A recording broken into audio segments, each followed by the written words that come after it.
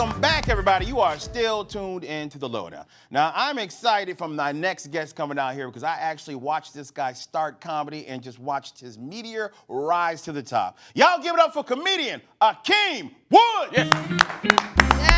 Yes. Hello. Please, Akeem. In your own special way, sir.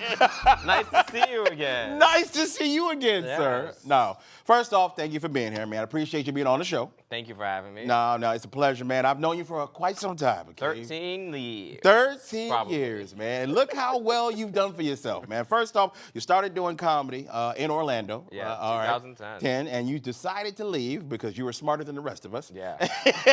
Gotta get out of here. Yeah.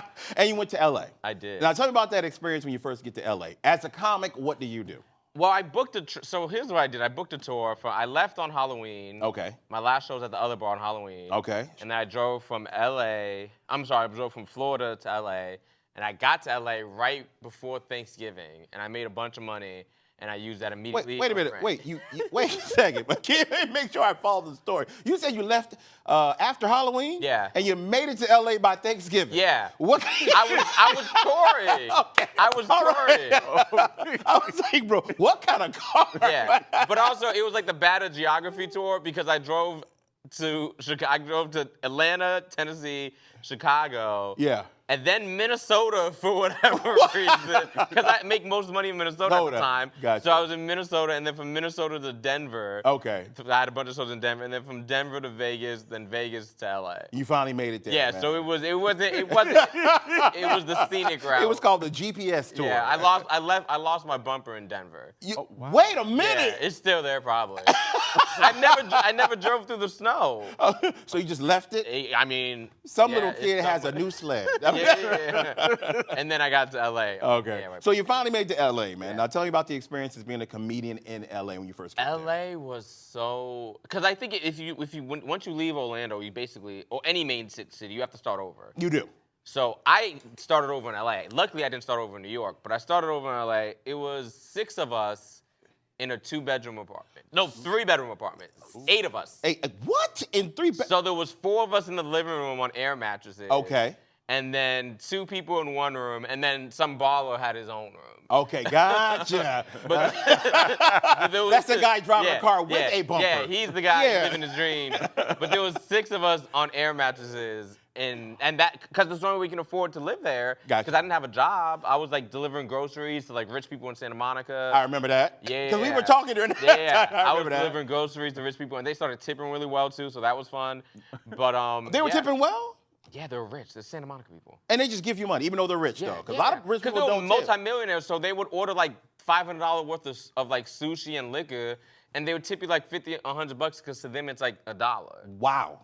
Yeah, I delivered food to Matt Damon. Did you really? Yeah. Like On Easter, I remember it was on Easter because It was on- he made you deliver it on Easter? Because I guess his maids weren't there because he answered the door, and I'm like, who is this? He looks familiar. Yo, Matt Damon came to the door. Yeah, because it was Easter, so he let his maids go live their dreams, I guess. I got you, but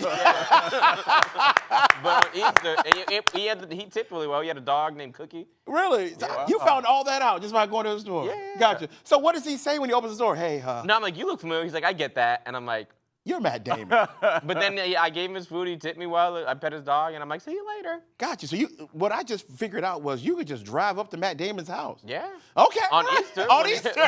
When his staff is not there. I can't wait to go there for Christmas. I had his address saved in my phone because I'm like, oh, wait, I got to save this Yeah, you gotta address. save it, right? So I sent it to my friend, which was probably not a good idea. So now Gotcha. my friend knows where Matt Damon lives. So. Gotcha. Now, I didn't want to spring this surprise on you too early, but I'm glad you brought that story up because we actually have Matt Damon's address right now.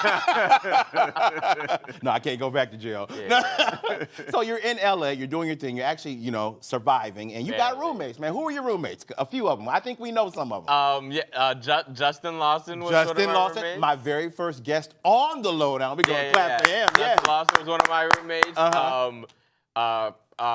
Joshua, Preacher's other brother. Was there? Okay. He was there. There was a lot. There was a guy named Miles. Okay. It was a lot. Gotcha. His girlfriend was there every now and then. Oh, wow. Living her little dreams. It was one bathroom, so you can just No. imagine. Yeah. 8 people, sometimes 9. Yeah. And you had 1 bathroom. Uno. How did you guys make a schedule for that? Poorly. Poor.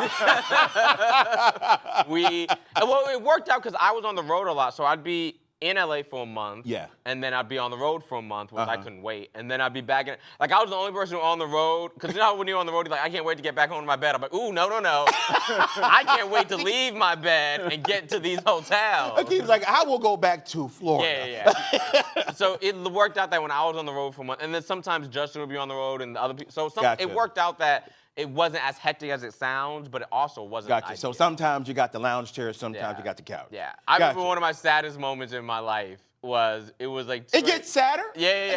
It was 2 a.m. I don't know if you ever slept on an air mattress, but I can honestly say air is the most uncomfortable element. Bro, look at me. There is not enough air in a balloon. Yeah, like I'd rather sleep on fire. Like it was so, like air mattresses are so uncomfortable. Like if Martin Luther King slept on an air mattress, he wouldn't have had a dream. It's bad. But I remember one time I was on the air mattress, and me and Justin were both on the air mattress, and at the same time, our air mattress started deflating, and all you heard was like our air mattress, and both of me and Justin started like crying and like laughing but crying, because like we're in our 30s, in air mattresses. And that was one of the saddest moments of my life. Bro, I am never going to forget that. Yeah, Thank to you. pursue our dreams. I'm going to keep that in my heart. That's a great... Yeah! Yes! Oh, what? Oh, me? Yes. All for you. Oh, thank y'all so much. Mike, they love us. They are prepaid. sir. All right, nice. There you go. Yeah. I will pay you back. Sure. Never. But All thank right. you.